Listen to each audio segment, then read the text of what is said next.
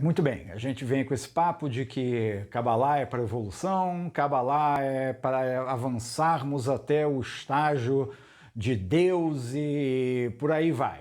Mas como é que a gente sabe em que ponto a gente está, se a gente está avançando ou não?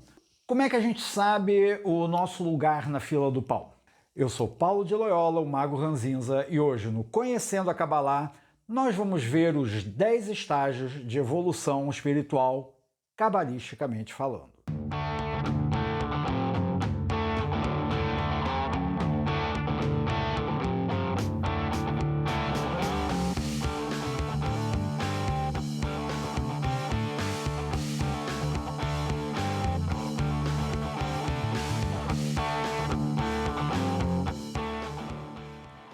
Você gosta do conteúdo aqui do canal?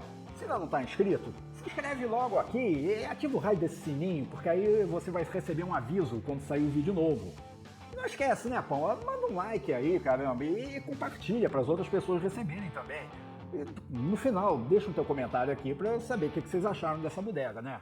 Muito provavelmente, você já esteve em todos esses estágios em algum momento da sua vida. Muito provavelmente você passou por todos eles hoje.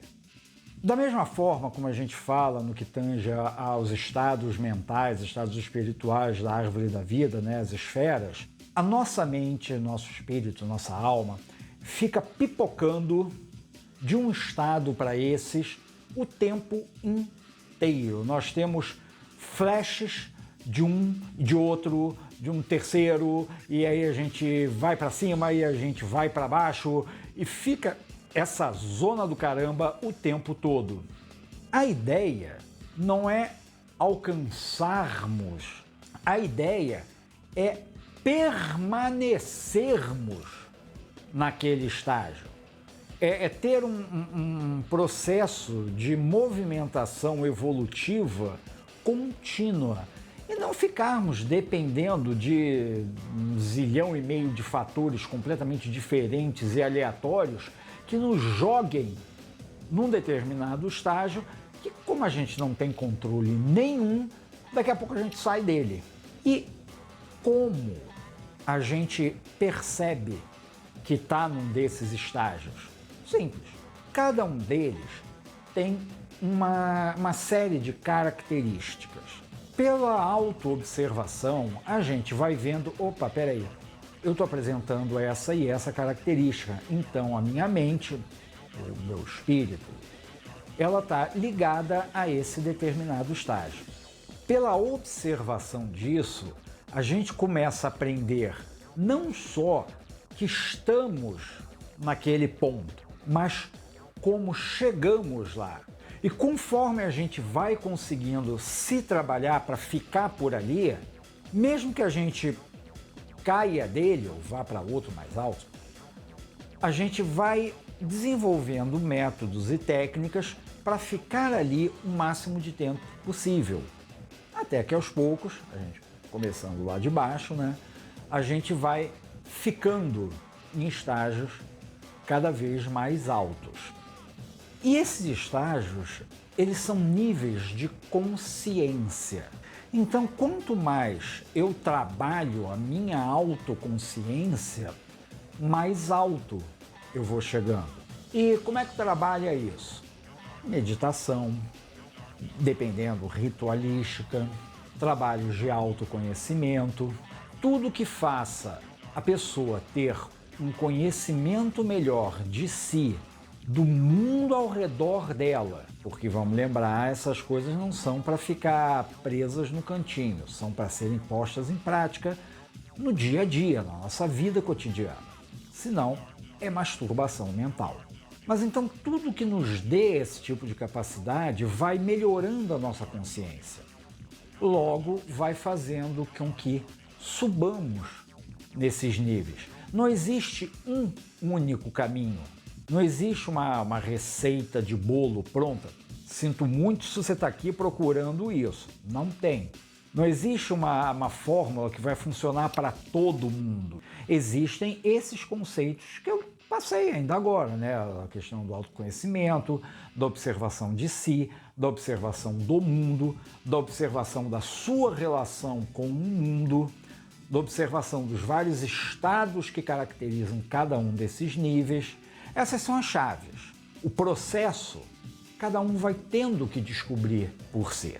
Mas, dito isso, quais são esses níveis? E claro que são 10 níveis porque cabalista tem tara pelo número 10. Vamos lá. O primeiro desses níveis é aquele em que eu arrisco dizer que você está, que eu estou, que a maior parte das pessoas está, porque a vida é um inferno. E o nome desse inferno em específico é Gehinnom. É nele que a gente fica aprisionado por uma coisa chamada Shaitan. Quando a gente fala Shaitan, a gente pensa em Satã, Satanás, o diabo, chifrinho, rabo com ponta, essa bodega toda, e não tem nada a ver. Em termos de Kabbalah, Shaitan não é uma personalidade, ele não é uma figura, não é um demônio, ele não fez rebelião contra Deus, nada disso. Shaitan é o que se chama de uma contra-inteligência. Isso significa que ele é um aspecto de você mesmo que age contra você. São todos aqueles pensamentos, atitudes, sentimentos que de alguma maneira impedem você de realizar seus planos, sua vontade, seus desejos, que fazem com que você fique preso num determinado ponto da sua vida. Exemplo, você tem uma prova de sânscrito ocidental antigo para fazer. Só que quando você vai sentar para estudar lá o sânscrito ocidental antigo, dá uma preguiça. Pô, mas tem série nova na Netflix que você ainda não maratonou, e você não estuda e se dá mal na prova, e aquele curso que você tanto queria fazer de sânscrito ocidental antigo vai por água abaixo. Esses pensamentos, não a série nova na Netflix ou qualquer outra coisa, mas o pensamento que te leva a dizer, ao invés de fazer isto que eu quero, eu vou fazer outra coisa, isso é Shaitan. É isso que nos prende a uma vida de inferno. E é esse o nível mais básico de consciência. E aí, com o tempo, a gente vai conseguindo vencer isso. E aí a gente chega no que se chama do estado da fome. Não de comida necessariamente, mas de qualquer coisa. Você sente fome, você quer, e você deseja, e você tem gana de conseguir as coisas, e você não mede esforços para conseguir aquelas coisas, nada pode te impedir de conseguir. Você está o tempo inteiro num constante estado de insatisfação. E isso ainda é Shaitan. Isso é ainda aquela contra-inteligência que é uma parte de você, que habita em você, que é você, que está te colocando num estado de que você não sabe para que lado atira. Você quer tudo e você faz qualquer coisa por tudo. Você não tem objetivos claros. Você não tem direcionamentos na sua vida. Você só sente essa fome imensa, incontrolável, e que você tem o desejo constante de saciar. E isso acaba levando você a um estado de reatividade, que é o terceiro estágio de evolução da consciência. O que é o estágio da reatividade? Qualquer coisa que me impeça de saciar aquela minha fome, eu vou reagir. Eu não vou agir contra, eu vou reagir. Basicamente, eu vou fazer a primeira coisa que me vier à cabeça. O que me importa, a única coisa que me importa, é que eu preciso fazer alguma coisa. Eu não vou parar para pensar, eu não vou raciocinar, eu simplesmente vou fazer algo contra qualquer coisa que me incomode. Se o que eu vou fazer é efetivo, se o que eu vou fazer vai dar algum resultado, é ético, é certo, para mim não importa. Porque eu sequer vou considerar isso, eu simplesmente vou fazer. Isso é horrível, mas percebam que houve uma evolução já aí. Você começou no inferno, onde você basicamente está estagnado.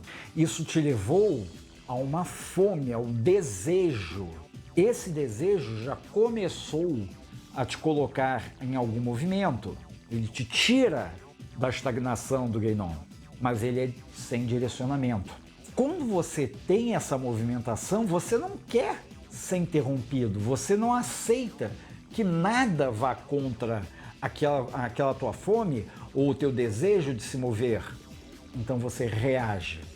Bem ou mal, você começou a ter ações. Só que são ações sem propósito, na maior parte das vezes. E o que acontece quando você tem fome?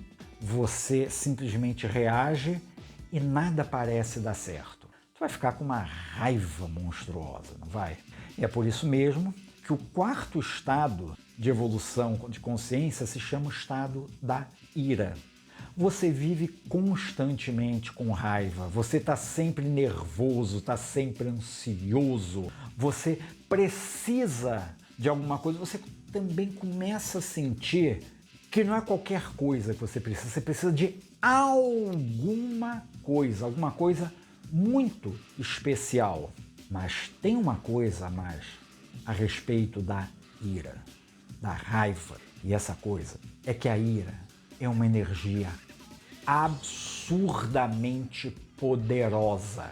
Ela inflama você, ela te dá força para lutar, ela te dá força para seguir em frente, derrubar obstáculos e todo esse discurso que coach adora.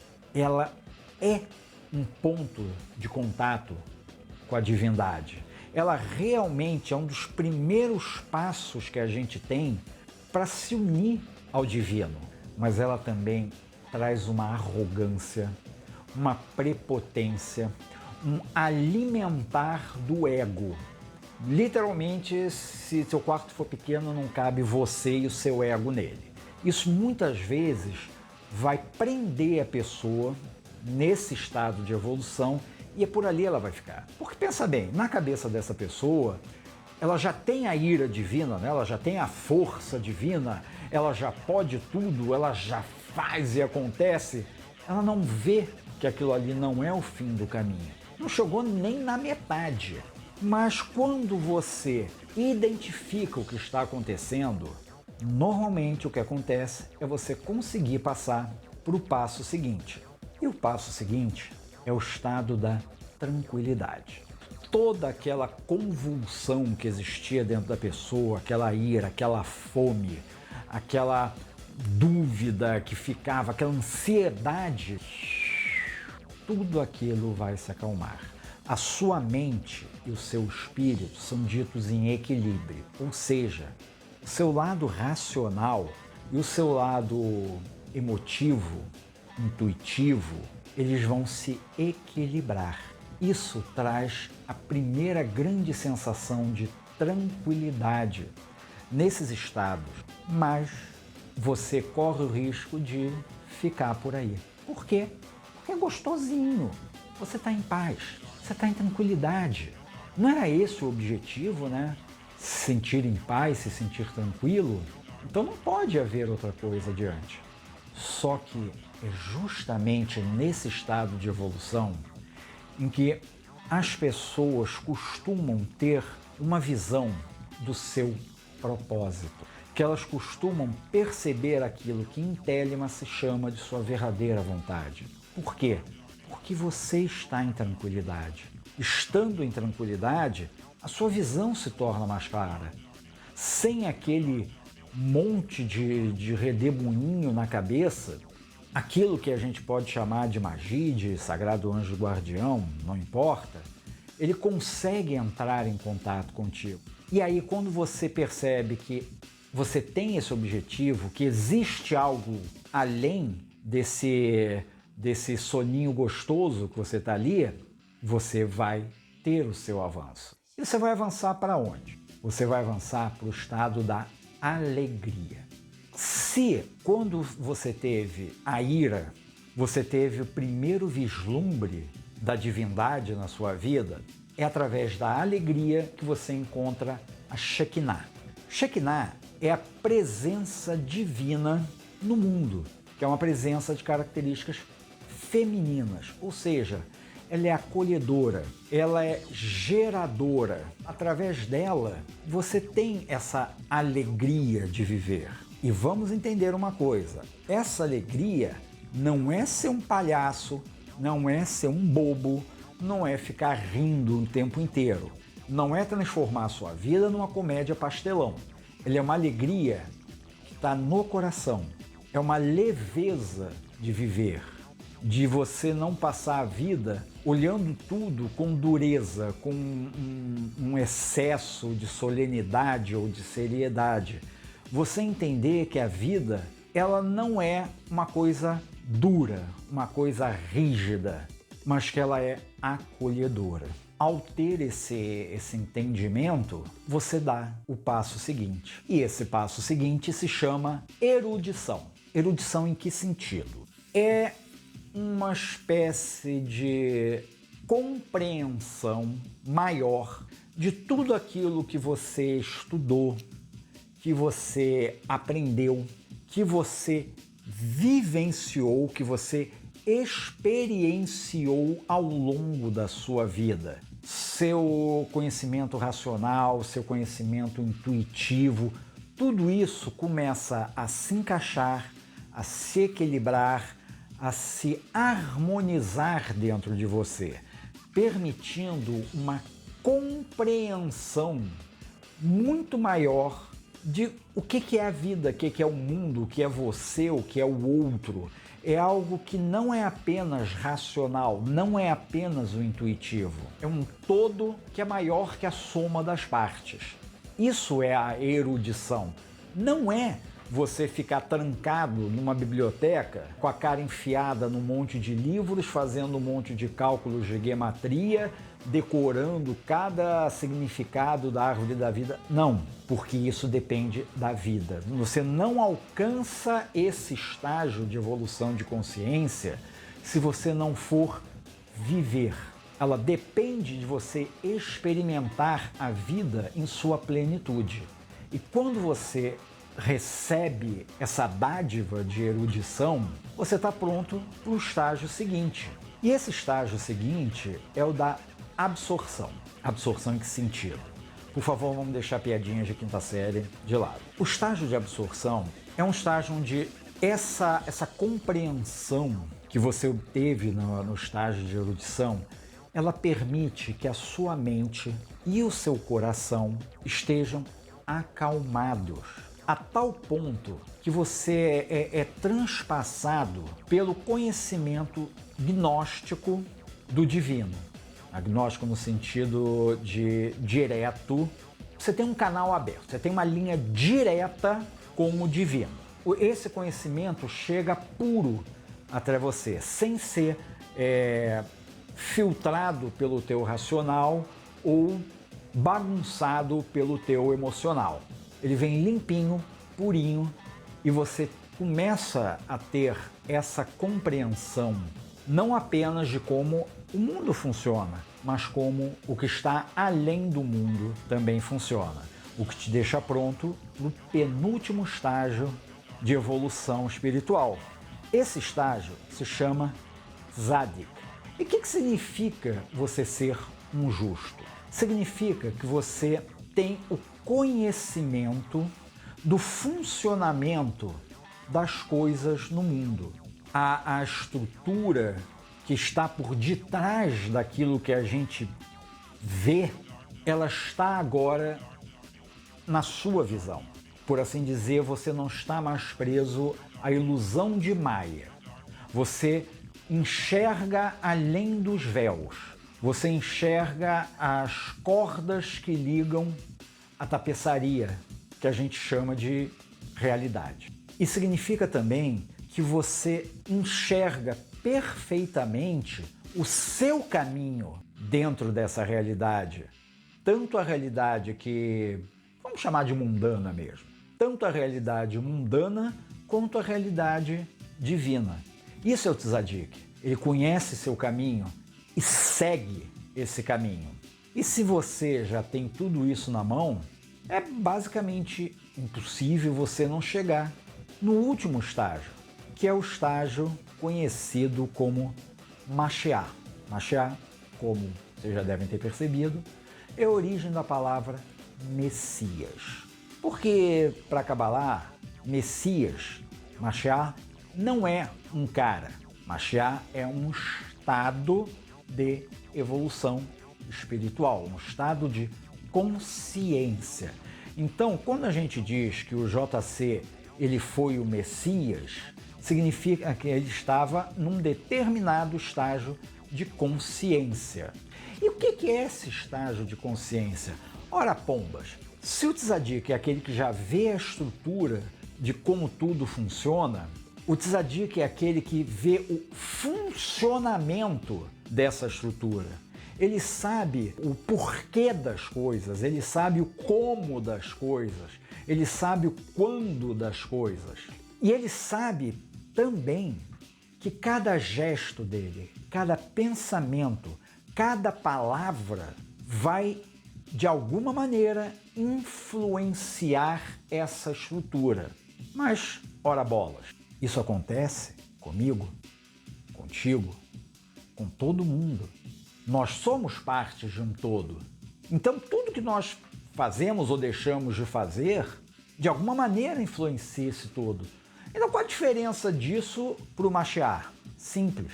Nós fazemos isso de maneira inconsciente, de maneira não planejada, não desejada. O Mashiach, ele faz com plena consciência de cada ato, gesto, palavra, pensamento, ação e inação.